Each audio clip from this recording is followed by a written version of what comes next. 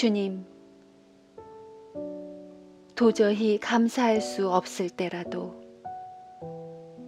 조용히 감사의 기도를 올리게 하소서. 셀 수 없이 많은 배고픈 이들, 손에 가진 것은 고작 빵 5개와 물고기 2마리. 청원 기도 대신 감사 기도를 택하신 주님. 세상 논리를 뛰어넘으신 주님. 완전이신 하느님께서 작은 씨앗으로도 수천 수백의 열매를 맺게 하실 것을 믿으신 우리 주님처럼 기도하기 원합니다. 부스러기 한 톨에도 하늘이 담겨 있으며 완전한 하느님의 선물임을 깨달아 12 광주리와 같이 풍성하면서 동시에 소소한 감사의 기쁨을 회복하게 하소서.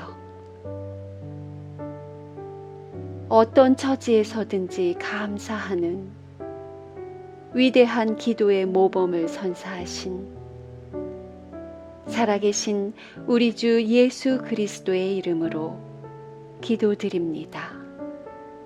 아멘.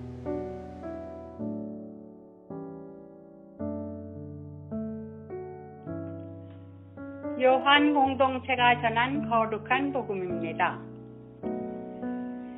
그때 예수께서는 손에 빵을 드시고 감사의 기도를 올리신 다음 거기에 앉아있는 사람들에게 달라는 대로 나누어 주시고 다시 물고기도 그와 같이 하여 나누어 주셨다. 예수께서 베푸신 기적을 보고 사람들은 이분이야말로 세상에 오시기로 된 예언자이시다 하고 저마다 말하였다. 예수께서는 그들이 달려들어 억지로라도 왕으로 모시려는 낌새를 알아채시고 혼자서 다시 산으로 피해 가셨다. 주님의 말씀입니다. 하나님께 감사드립니다.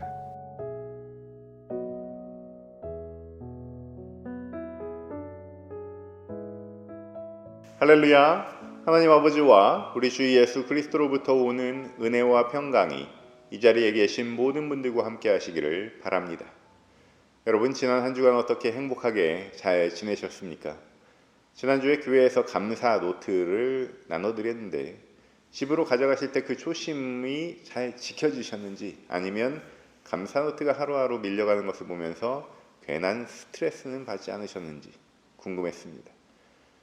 사람이 안 하던 운동을 하려고 해도 며칠 걸리는데요. 단숨에 적극적으로 노트에 달려드는 정말 훌륭한 사람은 어쩌다 한 명 나오는 거예요. 또 어떤 교우님들은 교회에서 하니까 순종하는 마음으로 하기도 하는데 순종이 쉬운 것 같아 보여도 이 정도 순종의 수준까지 도달하는 것이 하루아침에 되는 게 아닙니다. 그러니까 한번 쓱 훑어보시고 어디 있는지 생각 안 나시는 게 보통 사람입니다. 그리고 그런 보통 사람들에게 예수님이 더 필요하세요. 너무 자책하지 마시고 이번 주에는 진짜 한번 해보십시오. 원래 큰맘 먹고 하는 일이라고 하는 것은 별로 없습니다. 이렇게 기회가 왔을 때 슬쩍 같이 한 배를 타고 가는 거예요. 한 주간 감사 노트를 통해서 감사 기도, 감사의 제목들을 하루에 한 줄이라도 적어보시면 참 좋겠습니다. 제가 서두에 한 주간 행복하셨는지 여쭤봤는데 감사는 행복해지는 연습이라고 합니다. 그럼 반대로 불평은 무슨 연습이겠습니까? 불행해지는 연습이겠죠. 사랑하는 성도 여러분, 불평 대신 감사함으로 행복해지시기를 축원합니다. 한 주간 넘치는 감사함으로 삶이 풍성해지시기를 축원합니다. 오늘 본문은 우리가 잘 아는 오병이어 이야기죠. 예수께서 손에 빵을 드시고 감사의 기도를 올리심으로 5,000명을 먹이신 이야기입니다. 예수께서는 감사하심으로 거기 모인 수많은 군중들을 먹이셨습니다. 금강산도 식후경이라고 하는데 배고픈 데는 먹이는 게 최고입니다. 잘 먹으면 행복하고 못 먹으면 불행합니다. 이날 산에 모인 군중들은 삶이 팍팍해서 예수님 말씀이 꿀송이처럼 달게 느껴진 사람들입니다. 마태복음에서는 가난한 사람들 너희가 복이 있다, 이렇게 산상에서 선포하셨습니다. 산상수훈에서 처음으로 하신 선포예요. 회당에서 공생애를 처음 시작하실 때도 주 여호와의 영이 내게 임하셨으니 가난한 자에게 아름다운 소식 전하러 오셨다고 말씀하지 않으셨습니까? 지금 이 오병이어 기적의 자리에 모인 사람들은요, 가난한 사람들, 배고픈 사람들입니다. 이들에게 전해지는 메시지는 가난하고 줄인 그대들이 행복하다라는 복음이에요. 가난하면 따라오는 게 뭔 줄 아십니까? 가난하면 자연스럽게 몸이 아픕니다. 수천 년이 지난 지금도 마찬가지예요. 그나마 한국 사람들은 가난한 사람들도 다들 보험이 있으니까 2불, 3불만 내면 아무 때나 병원 가서 이게 감기인지 폐렴인지 의사 만날 수 있잖아요. 100불만 내면 CT 스캔도 할 수 있어서 대부분의 병은 가난하든 부자든 상관없이 일단 뭔지는 알 수 있어서 감사한 일이에요. 한편 미국은 어떻습니까? 의료 기술이 최고라서 나이 들어도 고쳐가면서 살아갈 수 있어서 감사합니다. 또 후불제여서 일단은 고쳐주고 나중에 청구해서 감사합니다. 그래도 예수님과 비교할 수는 없습니다. 2000년 전 갈릴리 예수님은 보험도 필요 없고 병원비 걱정도 할 필요 없게 그날 보면 고쳐주셨습니다. 오래전 평범한 중동 사람들은 의사를 만날 수 없는 형편이었습니다. 병원이 동네마다 있는 게 아니었어요. 그런데 병을 고쳐주신다는 그 갈릴리 사람이 동네마다 돌아다닌다니 목이 빠지도록 모든 사람들이 기다립니다. 지금 우리는 정기적으로 관리를 받잖아요. 지금 성인 한 사람이 고대의 의사들보다 의학 정보는 더 많이 가지고 있을 수 있다는 얘기도 있습니다. 그러니까 고대에는요, 병이 없는 사람이 하나도 없는 거예요. 모두 아픈 사람들이었습니다. 오늘날 우리가 예수님처럼 전도한다고 의료 선교 하잖아요. 맞습니다. 의료진이 부족한 오지나 어려운 나라들에는 맞습니다. 그러나 지금 현대 문명인들이 살고 있는 지역에 예수님이 오신다면 병을 고쳐주시는 대신 무엇을 하실지 한번 생각해 볼 일이에요. 일단 기후변화나 총기 문제 쪽으로는 채찍은 한번 드실 것 같습니다. 그래도 아무래도 가난한 사람들과 연관된 일일 거라는 생각은 듭니다. 더불어서 여전히 연약한 손길들을 붙잡아 주시고 깨끗이 치유해 주실 줄로 믿습니다. 병을 고쳐주신다는 것은 심장병이나 암만 얘기하는 게 아닙니다. 잠을 못 자는 사람이 편안하게 잘 수 있는 것도 포함됩니다. 스트레스 받고 신경 쓰여서 머리가 항상 아픈 분들이 편안해지는 것도 포함됩니다. 너무 마음이 약한 분들이 담대해지는 것, 나도 모르게 나오던 못된 말이나 이간질 시키는 말이 쑥 들어가고 화평케 하는 자가 되는 것, 인색한 사람이 관대해지는 것, 죽음을 두려워하던 사람들이 예수님만 붙잡고 가는 날까지 강건하게 살아가는 이런 것들이 다 기적이에요. 병고침의 기적입니다. 지금 우리가 기적의 14일 감사 노트를 작성 중에 있잖아요. 예수 안에서 감사하심으로 기적을 경험하시기를 축원합니다. 오늘 본문에 보면 예수께서는 5,000명이 모인 자리에서 감사하셨어요. 손에 빵을 드시고 감사의 기도를 올리십니다. 그런 다음 물고기를 드시고 또 감사의 기도를 올리셨어요. 이 장면을 그 5,000명 사이에서 여러분이 한번 지켜본다고 상상해 보십시오. 도시락차가 오든지 벤더들이 줄지어 와서 이동식 장터를 벌인다든지 해야 할 텐데 겨우 빵 5개를 들고 감사를 하십니다. 어떻게 이 많은 사람들을 먹여? 라는 시각이 있습니다. 제자 빌립의 생각이자 우리 생각입니다. 겨우 저걸로 되겠어? 하는 시각이 있습니다. 제자 안드레의 시각이자 우리의 생각입니다. 우리는 훌륭한 수학자는 아니지만 그래도 딱 보면 눈대중으로 가늠은 할 수 있습니다. 신교 때마다 밥은 얼마나 많이 해야 하는지 다 알고 있습니다. 반찬도 몇 명이 먹으려면 얼마나 해야 하는지 압니다. 아무리 5,000명이지만 그래도 빵 5개로는 안 된다는 것은 압니다. 감사가 웬 말이겠습니까? 그냥 안 되는 것은 안 되는 거죠. 우리의 감사 스케일은요, 갈수록 커집니다. 한 해 한 해 경험이 쌓일수록 아쉽게도 감사하는 데 인색하게 되는 거예요. 다 해봤으니까, 가져봤으니까. 소소한 것의 아름다움은 머릿속으로는 압니다. 그래도 지난해보다 더 큰 것을 가져야 마음속 깊은 데서 울림 있는 감사가 고백되는 법이에요. 제가 이번 연도에는 크리스마스 트리를 조금 일찍 꺼냈습니다. 저희 집은 1년에 2달은 크리스마스 트리를 꺼내놔야 되는데요. 저는 약과예요. 우리 장로님 가운데는 1년 내내 트리를 그대로 두시는 분도 계신데 제가 따라가려면 멀었습니다. 트리를 꾸밀 때면 박스에 고이 모셔놓은 나무와 장식물들을 꺼내는 맛이 있습니다. 왜냐하면 우리 집에 감사할 줄 아는 어린이들이 둘이나 있기 때문입니다. 와, 아빠 감사합니다. 트리를 설치해 주셔서 감사합니다. 트리를 설치하다가 고장난 장식물을 가져옵니다. 그러면 제가 글루건으로 수리를 딱 해줍니다. 그러면 또 와, 정말 감사합니다. 1년 중에 아빠로서 가장 우쭐할 수 있는 날 중에 하나예요. 고작 트리일 뿐인데 그렇게 감사할 수가 없습니다. 사랑하는 성도 여러분, 행복한 사람은 동심에 가깝다고 합니다. 얼마나 동심에 가까운지 테스트하는 문항 중에 이런 게 있는데요. 계절의 변화를 얼마나 인지하는가. 계절의 변화를 얼마나 인지하는가. 동심에 가까운 사람은요, 햇살과 바람과 나뭇잎과 이 풀의 변화를 구체적으로 묘사한다고 합니다. 와, 바람결이 실크 같아. 좀 너무 오글거리지 않습니까? 그래도 이게 동심에 가까우니까 저도 노력해 보려고 합니다. 동심으로부터 멀어지는 사람은 이제 계절의 변화를 인지를 하긴 하는데 딱 2개밖에 없다고 그래요. 춥다, 덥다. 여기서 더 진도가 나가신 분들은 추워 죽겠다, 더워 죽겠다. 여러분은 어디쯤 서 계십니까? 제가 몇 주 전 회중 기도할 때 예를 들었던 것이 날씨의 변화에 감사하는 기도를 한번 해보셔라. 이렇게 말씀드렸는데 모두 잘 적용해 주셔서 감사한 마음을 갖고 있습니다. 기도를 미리 준비하는 것, 회중 기도를 하려고 미리 준비를 하는 것도 영적 수련이에요. 이렇게 조금씩 새로운 영적 수련을 위해서 더 나은 영광을 돌리게 될 수 있는 줄로 믿습니다. 여러분들 중에 누구든지 동심으로 돌아가는 영적 수련을 원하시면 한번 회중 기도자로 자원해 보시기 바랍니다. 영성은 연습이에요. 감사를 이렇게도 써보고 저렇게도 써보는 한 주 한 주가 쌓여서 우리 인생이 되는 겁니다. 모쪼록 여러분 이 아름다운 계절에 모두 동심으로 돌아가셔서 아주 소소한 것, 지극히 작은 것에 감사함을 누리시기를 주님의 이름으로 축원합니다. 이제 이렇게 작은 것들이 모이고 모여 어떤 일이 일어나는지 봅시다.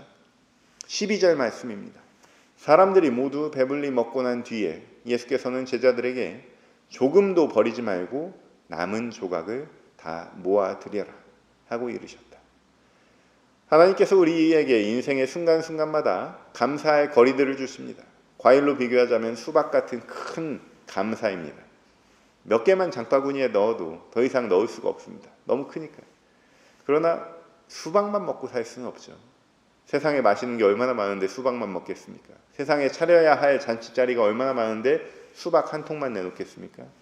포도도 있고 오렌지도 있고 사과도 있고 귤도 있고 복숭아도 있고. 제가 파인애플은 안 좋아해서 리스트에 안 넣었는데 하여튼 파인애플도 있고 망고도 있습니다. 제각각 다채롭게 아름답게 꾸며져야 예쁘고 맛있지 않겠습니까? 그런데 내 장바구니에 수박만으로 채우려고 한다면 빈 공간이 많게 될 겁니다. 어쩌면 이 장바구니의 빈 공간이 내 인생의 공허함입니다. 그 빈틈에 크고 작은 과일들, 곧 소소한 감사들로 가득 채우시기를 주님의 이름으로 축원합니다. 우리 주님께서는 제자들에게 조금도 버리지 말고 남은 조각을 다 모으라고 말씀하십니다. 우리가 이 감사의 계절에 유심히 잘 봐야 하는 것은요, 부스러기 감사예요. 부스러기 감사. 하나님께서 주신 것을 배불리 감사하고도 남은 감사가 있습니다. 그것만 모아도 한 바구니. 저는 언젠가부터 과일 자르는 것을 희한하게 좋아하게 됐는데 허니듀 같은 멜론 종류를 자를 때 이 껍질에 가까운 부분을 따로 모아놓습니다. 예전에는 껍질을 그냥 두껍게 자르고 버렸는데 가만히 먹어보니까 맛은 없지만 시원합니다. 그렇게 모은 과일만 해도 지난 수년간 얼마나 많겠습니까?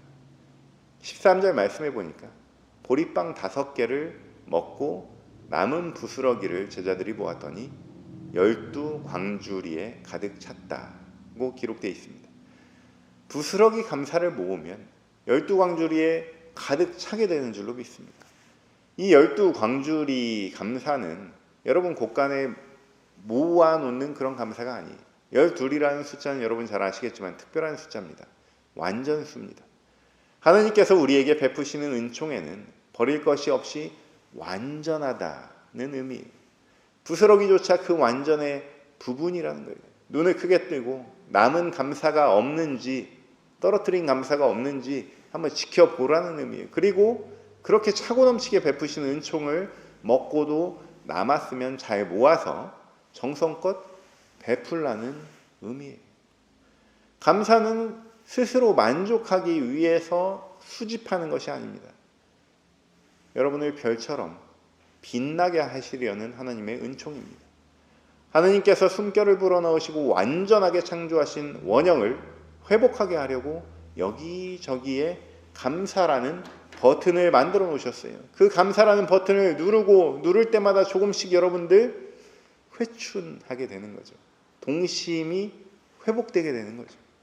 하나의 부스러기라도 남기지 않고 다 모아서 원형을 회복하시기를, 그리고 행복하시기를, 그리고 그 행복이 흘러넘쳐서 한 줄기 큰 강물이 되어서 누군가의 목을 축일 수 있게 되기를 주님의 이름으로 축원합니다. 많은 사람들이 옛날을 회상하죠.